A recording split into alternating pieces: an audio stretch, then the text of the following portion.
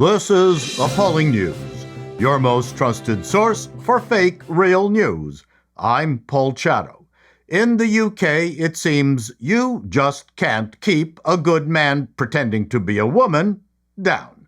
Victoria MacLeod, the UK's first openly transgender judge, lodged an appeal with the European Court of Human Rights against a Supreme Court ruling that defined women and sex in the Equality Act solely by biological criteria, excluding transgender women with gender recognition certificates. So you can see from this survey, majority people think this is finally made things clear. A woman is a biological woman.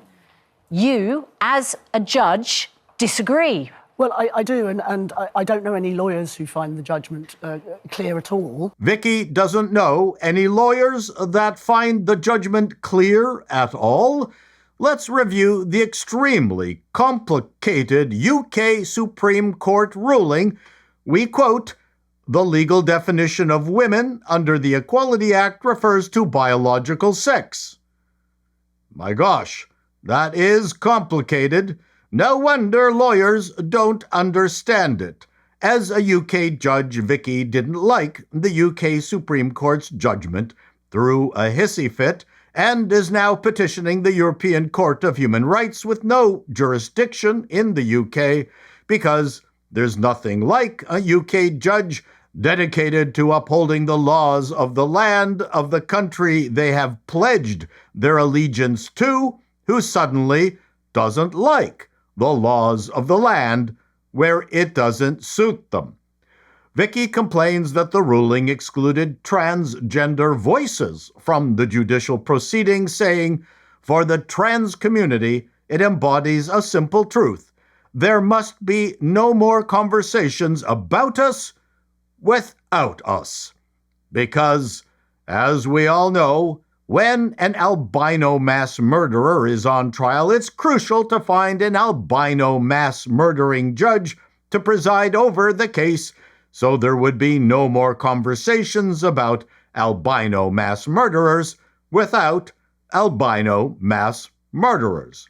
The judge makes an interesting observation when asked about using disabled toilets. And you're also concerned, aren't you, about the solution which has been offered here and there, Yes. that actually trans women should use disabled toilets? Well, that came up in the interview that I did with Kemi Badenoch I feel very on this strongly programme. about this. Both of my parents suffered from disabilities later in life, and in fact, one of my specialist areas when I was writing for the guidance for judges was disability. And disabled people's spaces are designed for them. I don't think it's right, and nobody asked their permission to take their space. To repeat, disabled people's spaces are designed for them. I don't think it's right, and nobody asked their permission to take their space. Vicky needs to take an introductory course in irony. We'll leave this story with this final clip. Going back a few years, Yeah. what made you decide to come out as Britain's first trans judge? Well, I came out as Britain's first practicing trans barrister, so it's actually way Yes. back in my 20s. Yes. I was beginning to start a legal practice. I wasn't employed, so I couldn't be sacked. I was self-employed. So Vicky is saying only a man has what it takes to become a barrister before switching over to being a woman.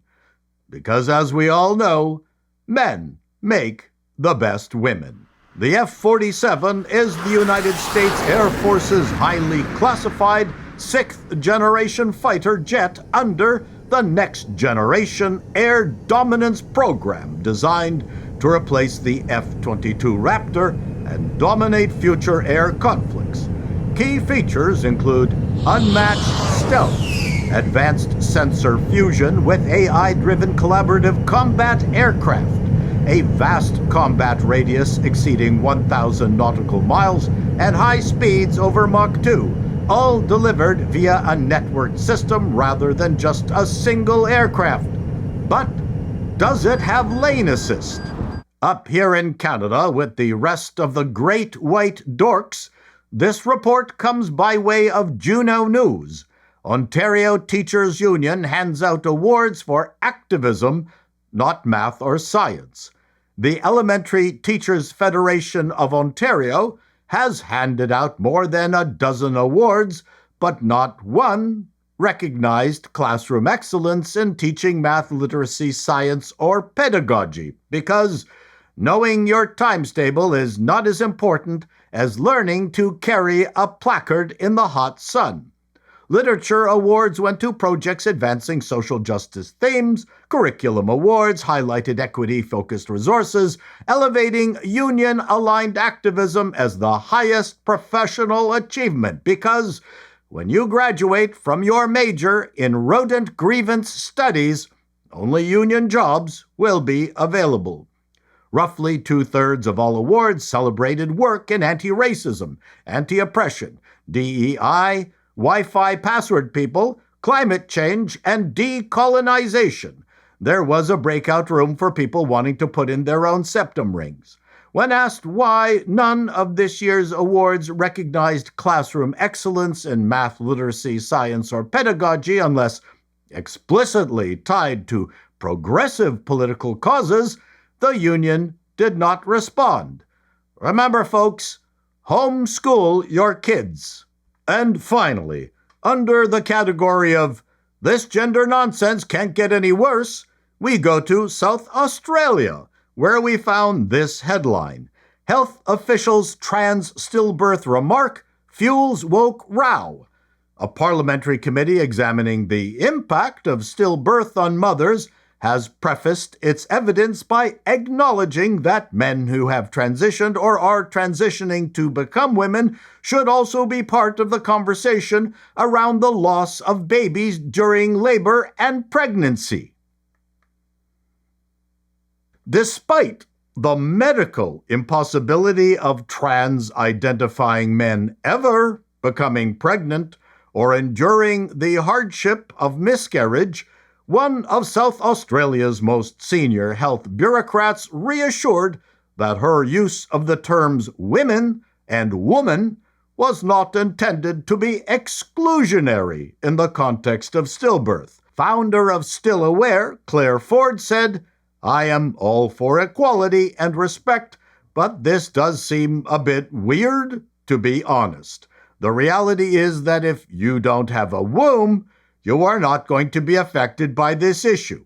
If you have not twigged onto it all already, this is all sounding exactly like the Monty Python sketch from Life of Brian, where Stan, a member of the People's Front of Judea, announces he's coming out as a woman and wants to be called Loretta because he wants babies. Our conclusion: this is what happens when you live in an upside-down country where the blood is constantly rushing to your head.